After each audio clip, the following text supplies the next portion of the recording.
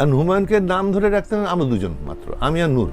আচ্ছা, এছাড়া আর কেউ সবাই তো স্যার স্যার করতো। হ্যাঁ হ্যাঁ, তার বাপের বয়সের লোক তো স্যার বলতো, নাতির বয়সের লোক স্যার বলতো।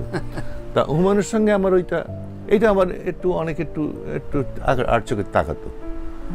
যাই হোক, হুমায়ুনের সঙ্গে আমার কিন্তু বেশ 2-3 বছর কিন্তু একদম মুখ দেখা দিয়ে বন্ধ ছিল। ও একটা করেছেন, উনি একটা সিরিজ করেছিলেন, যেটা হচ্ছে অনেকটা কি ওই কী সব ছিল না, কি সূর্যের হাসি টাসি কী সব হচ্ছে, এই ধরনের একটা ফার্মাসি কাজ করছেন। আমাকে নিয়ে গেছেন ওনার একজন প্রডিউসার, এই প্রোডাকশন ম্যানেজারকে দিয়ে আমাকে বিটিভি থেকে নিয়ে গেছেন রাত্রি 11টা 11:30টার দিকে। সেই তখন তো রাস্তা ছিল না, কাদা মাটি দিয়ে গেলাম রাত্রিবেলা।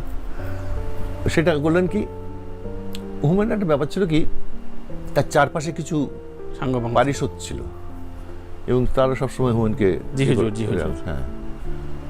তো ওখানে ছিলাম আমরা, আমি নাম করবো না, আমরা কয়েকজন থাকলাম, করে একটা সিরিজের মধ্যে গোটা 2-3 পর্ব আমরা শ্যুট করে আসলাম।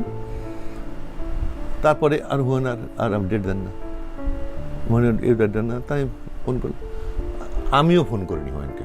আচ্ছা, কিন্তু আমি পরে জানতে পারলাম যে সে সিরিজটা হচ্ছে আমার এই চরিত্রটা বাদ দিয়ে হচ্ছে, মানে রিপ্লেস না, একদম হুমায়ুনের ব্যাপারটা ছিল কাউকে অতখানি হার্ট করেনি আমাকে, কিন্তু ওই চরিত্রটা করে দিয়েছে এবং সেটা কয়েকজনের ইন্ধনে।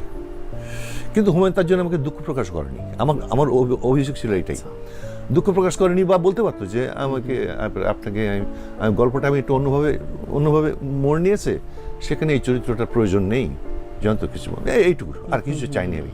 কিন্তু যখন এটা করলেন না, তখন আমাকে একটা অভিমান হলো। আমার অভিমানটা আবার একটু শার্প অভিমান, এটাও ঠিক অভিমান না।